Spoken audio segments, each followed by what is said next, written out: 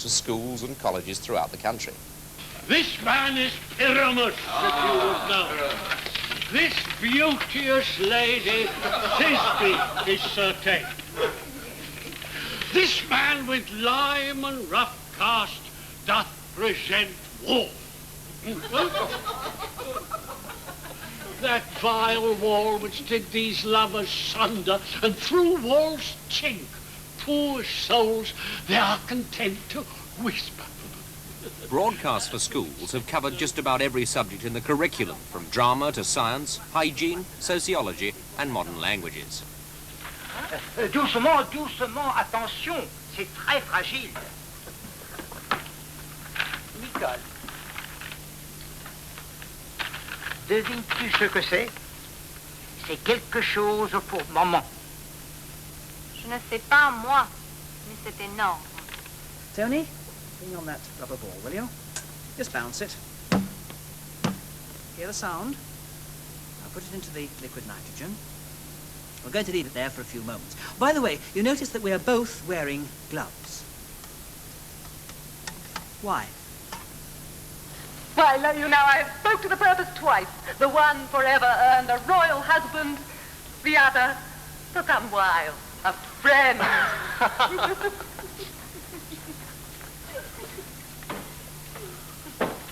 Too hot. Too hot. To mangle friendship far as mingling bloods. I have tremor cordis on me. My heart dances, but not for joy. Joy. This entertainment may a free face put on. It may, I grant. But to be paddling of palms and pinching fingers as now they are, and making practice smiles as in a looking glass, and then to sigh as 'twere the mort of the deer. Oh, that is entertainment my bosom likes not, nor my brows. Now, before the programme, we put a banana into this liquid nitrogen. As you know, normally a banana is very, very soft. Just fish it out, will you? Now, just hit it against the canister. Listen. Oh, well, there you are. It's frozen solid and it splits into 3 parts, in fact. Now, try and just bend it. Well, you can't bend it, it just snaps. Well, that's pretty cold. As regards that film, I feel that it started off, the sperm was in the female. It seems to me there's a whole chapter, very important chapter missing. I mean, about how it gets there, and tremendous amount of pleasure. Put it simply, that just got out of it, sex and intercourse. There's one real difference between a little girl and a little boy. She has, between her legs, an opening which leads to the special parts which she has inside her body, the vagina, the uterus, and the 2 tubes which lead from the uterus to the ovaries. So, all that is on the outside is the opening of the vagina. A little boy, of course, has a penis, and under the penis hangs a little bag. In the bag are 2 small balls, which we call the testicles. That's the difference, then, between boys and girls when they're young. Now then, can you get out of that ball? There's been a lot of bubbling going on in there.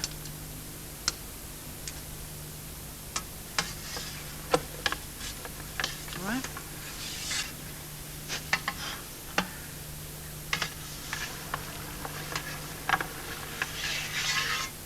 Oh dear. I'm going to get Ken to walk along the plank.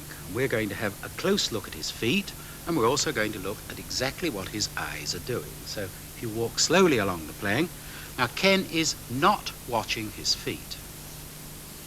You see, his eyes are straight forward the whole time. So in some way, Ken can tell where his feet are without actually looking at them. Now let's try a direct experiment. Ken, you'll find a blindfold there. I want you to blindfold yourself and then lie down on the couch. Tout converge vers cette idée, qui est la mise en scène d'un perpétuel triomphe.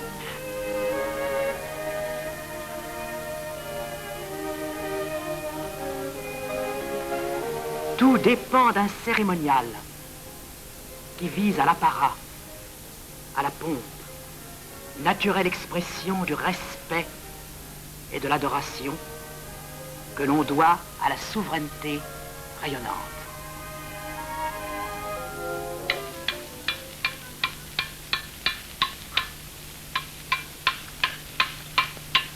Hello. Do you remember this piece of stone? I showed it to you last week, at the end of the program. Since then, as I told you I would, I've been working on it, cutting a figure out of it, a shape out of it. Now that side I've left in the natural stone as it was last week, so that you wouldn't think I was cheating by producing another carving that was already done. On the other side, you can see I've carved it a bit more. And there it is, a sort of a fish. A man-like fish.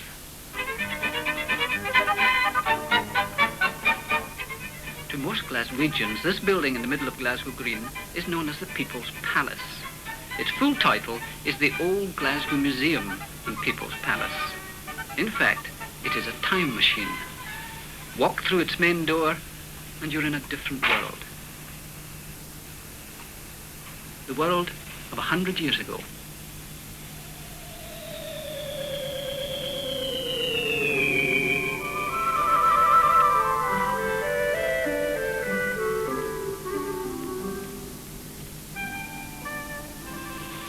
This is Glasgow, 1826, a city of 200,000 people and growing rapidly. Commercially, Glasgow grew up around the Trongate. Not even the more elegant Edinburgh had a shopping street to match it. George IV was on the throne, the steam locomotive had just taken to the rails in the north of England, and the street noises of the period were the rumble of wheels over cobbles and the calls of the coal porters and street vendors. Good. It's got it now. Now, try and bounce it on there, will you? Hit it first. Well, does it bounce? No. Well, that means it's very, very cold indeed. Very, very cold. Now then, did you get the answer about the gloves? Why did we wear gloves?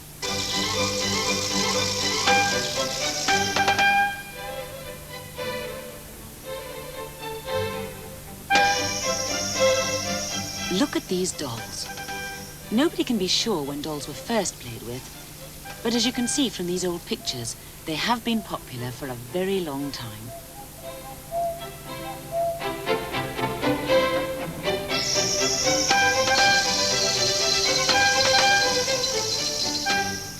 Children used to be dressed just like adults, and so were their dolls. They were tiny copies of the children who owned them. It was much later that baby dolls came into fashion. How have dolls changed over the years? Well, the first dolls were made very simply, out of a straight piece of wood or bone. Arms and legs came later, and at first they were very stiff and wooden. Then came dolls with faces made of china, looking very much more like real people. And they had softer bodies that you could cuddle.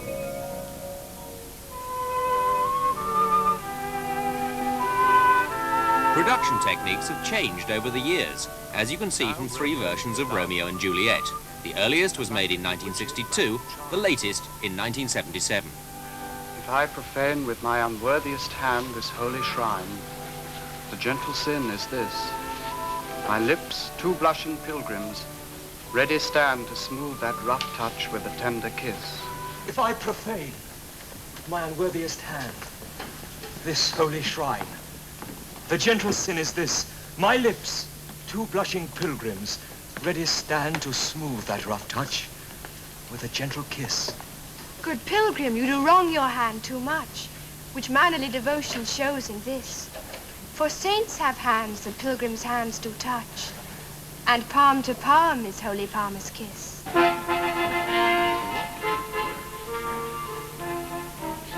If I profane with my unworthiest hand this holy shrine, the gentle sin is this. My lips, 2 blushing pilgrims, ready stand to smooth that rough touch with a tender kiss. Good pilgrim, you do wrong your hand too much, which mannerly devotion shows in this. For saints have hands that pilgrims' hands do touch, and palm to palm is holy palmer's kiss. Have not saints lips and holy palmers too? Aye, pilgrim. Lips that they do use in prayer. Je suis en train de repeindre les fenêtres, which have been scraped down beforehand to get the dust off. It's not too difficult. There's hard work to do here, like scraping the ceilings and repainting them. This doesn't require you to stretch up too far, and it's quite enjoyable. Well, perhaps there are one or two little differences between the way people talk in various parts of Britain. Yes, they don't talk like Cockneys in Scotland, and they don't talk like Geordies in Brum. But from north or from south, when you open your mouth, you show from whereabouts you have come. That's unless you talk proper like he does, just like all them blokes on TV. Then all you can tell is he's doing quite well, or at least a bit better than me. Of course, when you come to think of it, it really was extraordinary that a commercial company should be first in the field. Why ever did they do it? The managing director of Associated Rediffusion, and the man probably most responsible for getting schools programs on the air, was Paul Adorian. When we applied to the ITA, as it then was, to become the first operators of commercial television in Britain, we offered to provide programs consisting of entertainment, information, and education. We started with entertainment and information in order to earn our keep. But when the time came and things settled down and began to run more smoothly after initial difficulties, we decided that we must get on with keeping our promise and doing the third part of our program, which is education. But of course, not everyone believed that an independent television company could be so altruistic. The educational establishment were very suspicious, and their misgivings were voiced trenchantly by the then Secretary of the National Union of Teachers, Sir Ronald Gould. When the knob of the television set is turned, the teacher is responsible for whatever is seen and heard from the program, as they are for everything that takes place in the classroom. Consequently, to have people who know nothing about the classroom suddenly deciding that they're going to give us programs to be used in the classroom is somewhat alarming. I knew enough about the educational world to realize that it will be very difficult to explain our apparent altruistic attitude. Therefore, we just announced what we're going to do, and everybody concerned, everybody interested has contacted us and wanted to know more about it. At first, there was opposition from teachers who thought that we might try to replace them by mechanical teaching.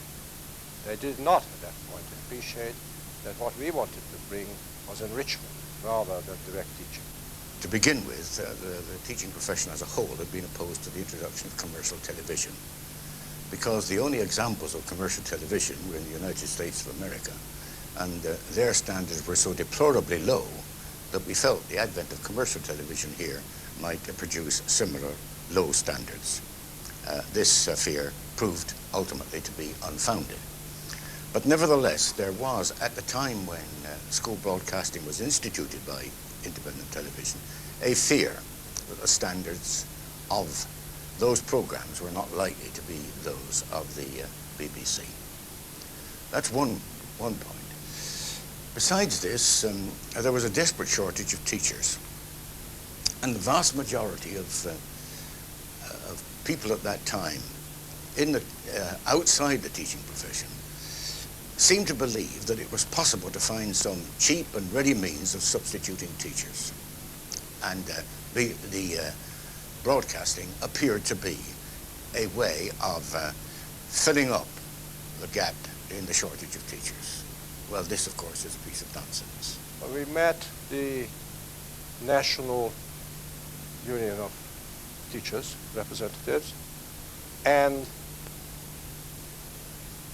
of course keeping in touch with the authority from whom we had our license, we worked out various schemes, including our proposal to appoint an educational advisory committee. And in due course, after long discussions, this matter was agreed. Setting up an educational broadcasting service from scratch wasn't easy. There was, to say the least, a distinct air of improvisation about the whole thing. But then again, there was the feeling of excitement about being in at the very beginning, as Rosemary Horstman certainly was. I don't know exactly what discussions went on at boardroom level about all this. I was presented with the fact that they were going to do it. And of course I was very excited at the possibility of doing it. And the informal contacts I had with my former friends and colleagues in the BBC gave me a lot of encouragement, because they all felt that if independent television could give the whole thing a good shove, the BBC might get off the ground with a few more programmes than it was planning to do. And that, in fact, is what happened, because the BBC was, I think, planning to do 3 programmes a week in September. And when we started in May with 4 and a repeat, they upped their number as well, and I think they went ahead with 4 or 5 programmes a week in September. So we were really helping each other. Although at that time it wasn't respectable to meet one's former colleagues in the BBC. There was a sort of armed truce all round. It's very difficult to remember now how rather icy the atmosphere was between the BBC and the independent companies, because of course that has changed a great deal now, and there's a good deal of liaison. Liaison with schools was evidently a key element in establishing the credibility of the programmes, and the education officers appointed by the companies had a rough time of things at first. Some of them, schools, they had terrible conditions. I remember seeing it in a school in Redditch in Worcestershire. It was a brick air raid shelter, and the terrible smell, and about 60 people sitting there for about 20 minutes to watch a programme. It was vile. It was like getting out of the black hole of Calcutta. I think in the early days it was the non-television generation teaching the television generation, who are now the 18 to 20-year-olds and plus, I suppose. And it was a case of one half not knowing how the other half lived. And I used to say, watch television in the evening, even if you don't like what was offered, so that you will know how your children are spending their time. Well, Rediffusion, when they started, had to create the audience in schools. There were no sets in schools, of course, because there was no schools television, chicken and egg. So they actually placed in 100 schools in the London area TV sets. And then, after they'd been there a couple of years, they'd move them around 10 at a time. And my job was to spot the schools that perhaps weren't making very good use of them and push the sets from there into schools that would. And on one occasion I remember going to watch in a specially rigged up place in a dormitory or attic or something at the top of one school. I sat at the back and nudged the boy next to me and said, you know, do you come here often? He said, no. He said, there's someone come from television today, so they got us all in here especially from PE to watch the programme. Sixth form French for you. Well, we've seen a few clips from programmes, and we've listened to some of the people who got the whole thing underway. And fair enough, they did a good job. But what about the consumers of all this material, the teachers and the students who've had the opportunity of viewing schools' programmes for a whole generation now? What do they think of it all? It was farming, and it was about these, they were showing you how people used to live in the Stone Age. And it was the one, they were in a sort of like a cave. They were showing, it was at a fire and it showed you all these descriptions how they used to live, and it was good. And I think the scenery was quite good, but I rather like Charlie's Angels better, because they're girls. I like to figure it out because it tells you about mathematic things. Oh, they're a lot of help. And help you with your maths and that sort of thing. Well, like all the elves, I like how we used to live, because it told you about how families were sad that their sons had to go to the war and fight for England, and they might not come back alive. When they come back alive, they're all happy again.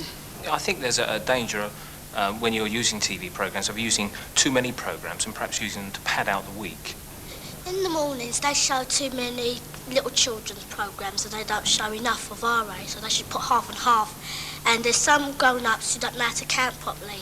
And there used to be this programme, I don't know if it's still on, but they used to show how the grown-ups had to count and that, and I watch it as well because it helps me as well, because there's a lot of grown-ups who can't add and take away, so this program on and it helps them to add and count. It's good though. The link-ups between different films often worry me, because I was watching a television program this morning about making television and about the different things they use, and I was worried that the clips themselves were extremely interesting, but the link-up between the dialogue was a little hard to understand, didn't come over terribly clearly, perhaps because of the production of the television, and the children were losing interest. They were interested. Doctor Who suddenly appeared. The whole class turned, stopped what they were doing and watched.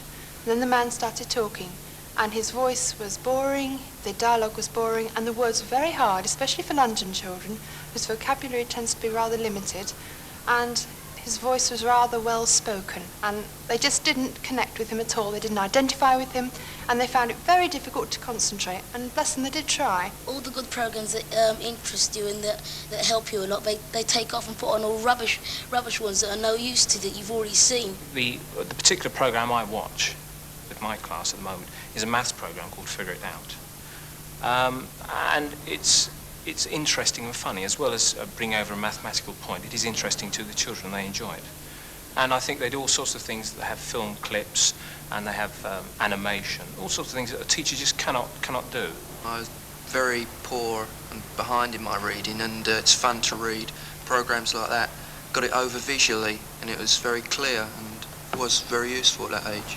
I remember watching a programme for English, which was sort of like an adventure serial, and I never used to like reading a lot at all, and it used to make you want to read the pamphlets to go with the book because you wanted to know what happened at the end of the adventure. So that's really all I can remember.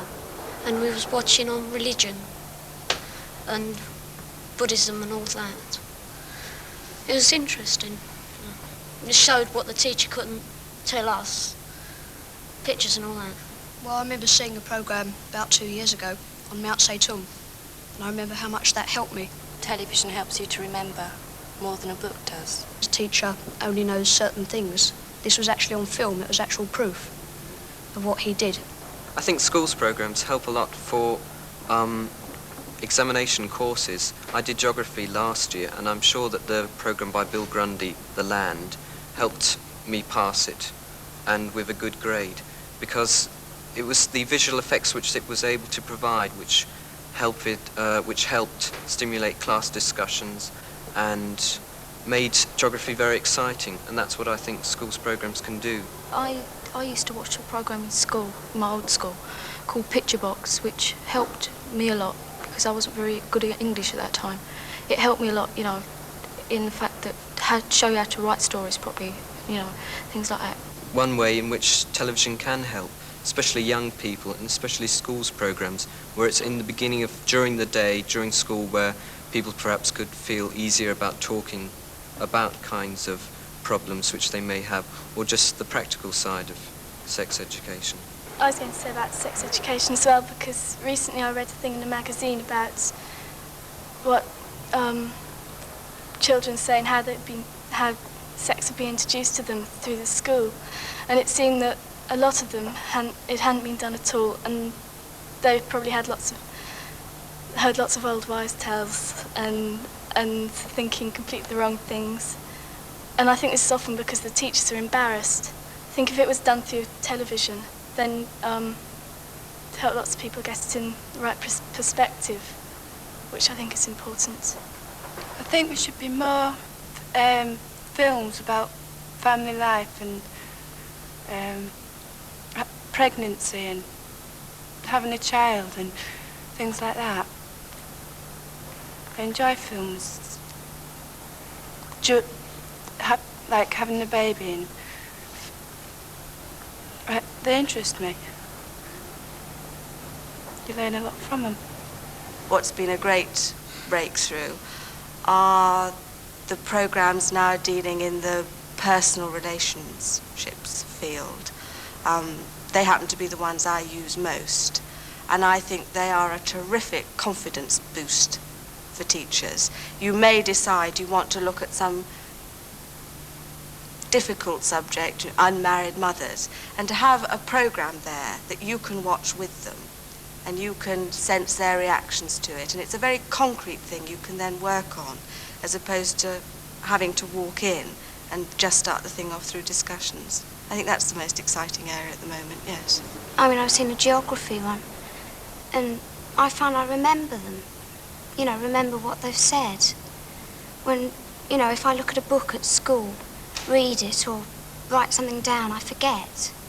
But when I see something on television, I remember it. Teachers still don't really know often what to do with television programmes. Most of us have gone through the academic mill, and we feel very safe. We can take a book home, we can do notes on the book, and we can very much decide what we want to do with that in class. To prepare a television programme to be used is much more difficult. So we were herded into a film room, placed in front of a television and told to watch it. And, you know, the programme tried to cram as much information as possible. Well, the children weren't taking much interest in looking around at each other. And it's, you know, it's boring. We're moving towards a time when schools will make another further massive investment in video equipment, which will make it more possible to play back, to stop, to consider various parts of programmes more easily. And I think that makes it even more important that teachers know how to use television. Teachers allow themselves, I think, a certain arrogance about television, that they feel they know about it. They think quite often that it's bad in some indefinable way. It's tied in with attitudes towards entertainment television in the evening and perhaps sport television in the afternoons. And they don't. I think many teachers pride themselves in not watching very much television in their own home, in their own private time, which I think is bad, because it means they cannot share with the pupils experience of those programmes, which is often very critical and very insightful. Whereas teachers assume that pupils have been watching those programmes just like chewing gum for the eyes and taking it in quite simply at its face value. I think some of the careers films are not very good because they show things how the people who are making them want to be. They show a person going for a job, everything runs smoothly, trade unions, this type of thing. And but they're not like that. They're how the people want them to be. They're not how they are. So you've got to go out and find out yourself. They can't say, right, well, you get this job, you get a certain amount of money a week, you do your apprenticeship, everything runs smoothly, because it doesn't. You've got to work yourself to death almost to make your job succeed, and it's all too easy on film. It's not how things are.